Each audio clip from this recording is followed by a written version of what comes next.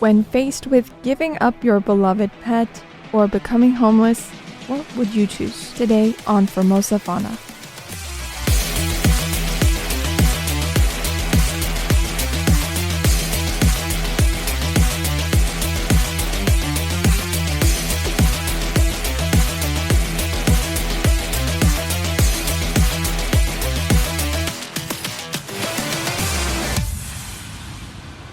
Spend the next 20 minutes feeding your brain with Formosa Fauna so you can learn all about the animal kingdom and become smarter than all of your friends. What better way to spend your commute or downtime? Every Friday is Formosa Fauna Friday. I'm Tristan Hildebrand, the voice of Formosa Fauna. I love animals, and I just love talking about animals. If you're even remotely curious about animals, you're in the right place. On today's agenda, we're going to talk about whether or not animal performances at the zoo are ethical and what Taiwan is doing to improve the quality of life for all walks of life. We're also going to talk about choosing between becoming homeless or giving up your beloved pet, which is a situation that somebody actually found themselves in.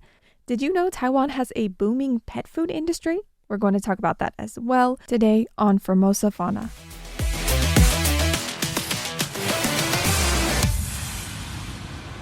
Have you ever taken a trip to a zoo or an aquarium? If you're listening to this show, I'm going to guess that the answer is yes. Think back to one of those experiences, however young or old you were at the time, and try to recall any sort of performative animal show. The first one I thought of was one of the shows that I saw with seals, actually when I was in Japan. Seals often perform in shows that highlight their agility, intelligence, and ability to follow commands. Common acts include balancing balls on their noses, clapping with their flippers, waving to the audience, jumping through hoops, and performing synchronized swimming or diving tricks. Another one that comes to mind is a show with penguins at my local zoo in Lincoln, Nebraska. These shows may include waddling in formation, diving and swimming in their tanks or their pools, sliding on their bellies, also known as tobogganing, or interacting with trainers through simple commands like hopping onto platforms. Some other shows focus on educational content, highlighting penguin species, habitat, and conservation. The ones I saw at my local zoo in Lincoln, Nebraska were all centered around learning about the animals while you're watching them perform. It is quite a bit easier to remember what penguins eat when you see them eating fish or remembering how water resistant their feathers are when you see them swim and get out of the water, etc. A lot of those facts really resonate and stick with you when you're able to see it almost in real time. However, like other animal performances, penguin shows have been criticized for placing animals in unnatural environments, prompting some facilities to phase out such entertainment in favor of more ethical or educational experiences. These shows are designed to entertain visitors, but they have faced increasing scrutiny from animal rights groups concerned about the welfare of the marine animals in captivity. Critics believe that forcing animals to perform unnatural tricks or routines can cause stress, physical harm, and mental suffering. Captivity and training for entertainment often limit animals' ability to engage in natural behaviors, leading to frustration or abnormal behaviors. Additionally, some argue that it distorts public perception, reducing animals to entertainers rather than promoting education and conservation. Taiwan has taken significant steps to end marine animal performances, aiming to prioritize animal welfare. In line with this, at the end of July this year, the Agriculture Ministry introduced new regulations prohibiting performances involving protected species such as dolphins and sea lions. This policy targets key facilities like Far Glory Ocean Park, which will cease its dolphin shows by 2026, shifting its focus to rescue and education. Yelio Ocean World has already transitioned away from animal acts, focusing instead on educating visitors about marine ecosystems. These changes reflect growing public concern for animal rights and the ethical treatment of wildlife. Public sentiment has largely been supportive of these developments, with increasing awareness of the impact of captivity on marine animals. The gradual phasing out will allow facilities to restructure without immediate disruption to their operations. The move aligns with global trends pushing for more humane treatment of animals in entertainment industries. In addition to the park's transformations, educational programs on marine conservation are expected to be expanded, allowing visitors to learn about the importance of preserving ocean life without exploiting it. Despite the seemingly optimistic promises, the Japan-based art aquarium exhibition is scheduled to make its debut in Taiwan on November 25th, 2024. This artistic display combines traditional goldfish appreciation with modern technology, presenting live goldfish in elaborate tanks enhanced by vibrant lights, music, and cultural elements. However, the exhibition has also faced criticism from animal welfare advocates who are concerned about the impact of intense lighting, confined spaces, and unnatural environments on the goldfish.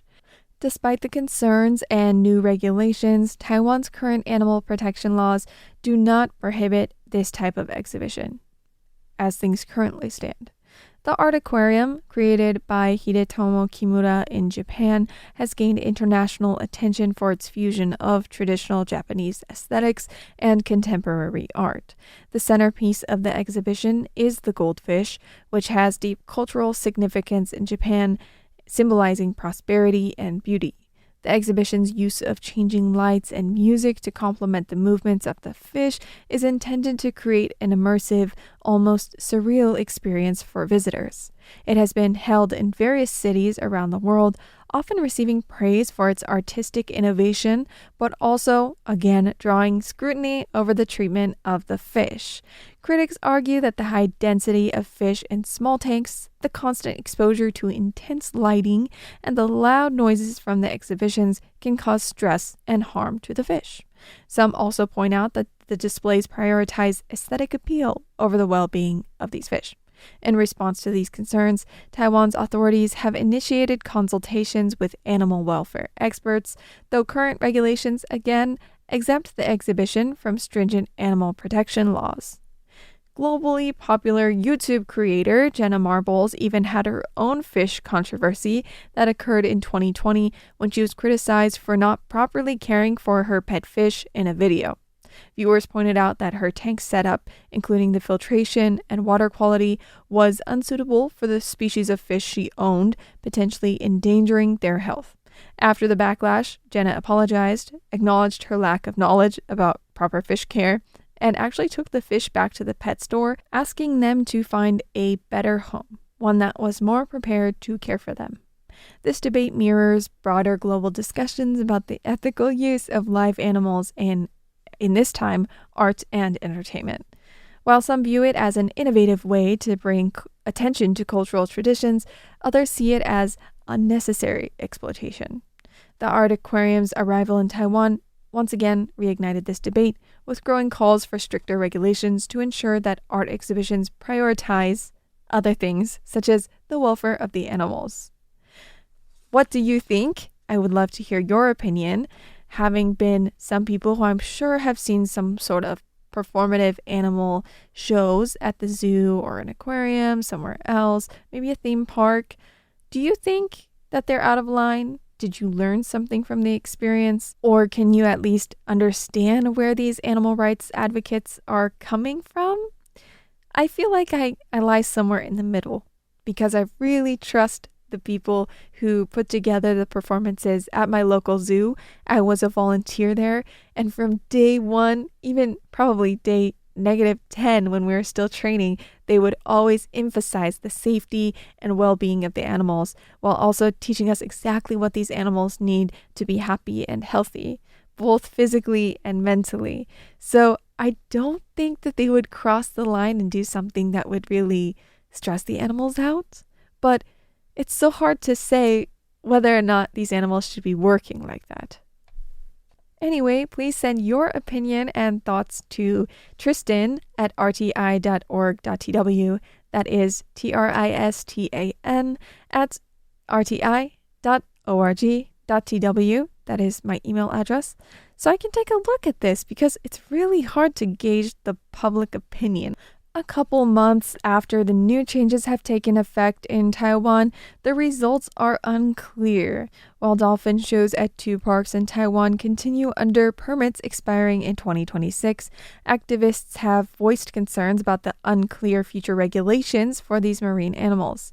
Despite the intended protections, critics argue that the guidelines set in place for marine animals remain vague, creating uncertainty about how strictly they will be enforced, especially when the current permits expire. This ambiguity leaves room for confusion regarding the future of performances involving specifically dolphins and sea lions. Liufu Village, a major theme park in Taiwan, which I have visited several times, has faced intense public backlash for its animal performances, particularly the ones involving protected species like orangutans and elephants. Orangutans? Orangutan. Google says it's orangutan. In response, the park has been required to provide a more transparent account of its practices and ensure compliance with the new regulations. However, activists continue to call for stronger measures to guarantee the well-being of all captive animals.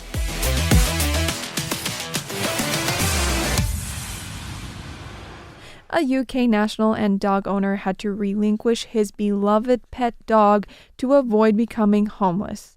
On the surface, it sounds like a familiar story where a tenant is searching for an apartment and the landlord of the apartment that they really want won't accept pets, so they decide to give up their pet to a shelter or a new owner. But this story is not what it seems like on the surface. James Strauch, a 42-year-old maintenance worker and Royal National Lifeboat Institution, or RNLI, volunteer, failed 60 times to get a home to rent, even going so far as to offer landlords around $1,300 as a deposit just to let him rent the place with his 4-year-old Labrador Mastiff cross named Bruno. After an 8-month search, 60 failed attempts, and contemplating whether or not he should just give up and become homeless with his dog, he made the tough decision to give his dog up. During the process of applying to what he says 50 or 60 properties, James said that when he left Bruno off of his applications as a clerical error, he would get replies virtually straight away. But as soon as his dog was mentioned, it was a blanket no. He went through to the point of offering double, triple the deposit, another bonus on top of that just in case. He even made it a point to promise to redecorate and recarpet everything after, repaint, whatever, to no avail. The 8-month process of searching for a new place left James staying in his friend's converted garage. Once that friend had a child, he had to move out, which is when he had to make that very tough decision. James reflected on Bruno's past, stating that he'd only ever known him since he was a puppy, and as far as the dog is concerned, James is Bruno's entire world. They are not just a pet, you know. You do treat them like one of the family, he said. Fortunately, James was able to find someone nearby to adopt Bruno, but it didn't make the process any less gut-wrenching for him. Once he had rehomed his dog, James got a viewing within 2 days and was moving into his new apartment within the week. George King, a cat owner, shared his experience of struggling to find pet-friendly rental housing in a BBC article. Ultimately, he said he resorted to deception to keep his cat, Dee Dee, and he hid his cat from his landlord. He noted that many landlords expressed reluctance to accept tenants with pets, citing concerns over potential damage. In the UK, where this story comes from, there is no legal requirement for landlords to permit pets in rental properties. While the guidelines suggest that landlords cannot unreasonably deny pet requests, the reality often favors landlords who can afford to be selective in a competitive rental market. Steve Bledsoe, operations manager for the National Residential Landlords Association in Wales, supported landlords' rights to refuse pets, stating that pets can introduce additional risks to property management. He cautioned against imposing a blanket rule that would mandate all landlords to accept pets, emphasizing the need for flexibility in managing rental properties. According to Dogs Trust, Wales has experienced a nearly 30% increase in dog relinquishments due to accommodation issues between March and July 2024 compared to the same period in 2023. Kim Davies, the rehoming manager, noted that giving up pets is often a last resort, leading to heartbreak for the dogs involved as well as the owners. In Wales, existing laws place their responsibility on landlords to consider pet rental applications, but RSPCA's David Bowles states that many landlords are disregarding this. In response, the Welsh government plans to propose supportive measures for renters with pets later this month. Meanwhile, the UK government is exploring changes to renting laws in England, with the second reading of the Renters' Rights Bill recently taking place in Parliament. This bill has been welcomed by the RSPCA, as it would require landlords to provide reasons for denying pet requests and introduce an ombudsman to help resolve disputes between tenants and landlords outside of court. Scotland is also considering similar legislative changes. In Taiwan, I have heard one too many story about how hard it is to find accommodation with pets, but fortunately, nothing this severe. Speaking from experience, it really does depend on who the owner is. A good pet owner who supplies all of the food, water, enrichment, and bathroom facilities or services that the pet needs will ensure there is minimal damage made to any accommodation, and that good pet owner will clean up after the pet should the pet do something that damages the apartment. I kind of got lucky when I decided to foster cats here in Taiwan because I had remembered that the original post I saw advertising the apartment vacancy said that they did accept pets, and I thought that was a good thing. That's why I remembered it. But then later on I figured, hey, I'm going to foster these cats, so I better let the landlord know. And that's when I pulled up the old post and discovered that it said no pets. That was kind of awkward. So I talked to the landlord, and the landlord said, so what are you doing exactly? Fortunately, the landlord is actually, I think, a bit of a cat person, and he said he feeds a lot of stray cats around his area. So he said, oh, all right, you can do that. So I guess maybe it's better to do it and ask for forgiveness later. Is that the phrase?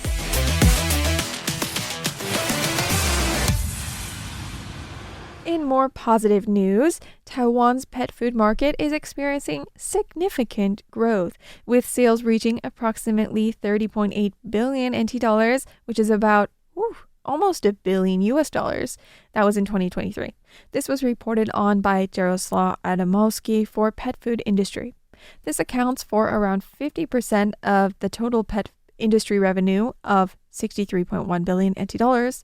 The pet population in Taiwan has also increased, with 1.48 million dogs and 1.31 million cats reported in 2023.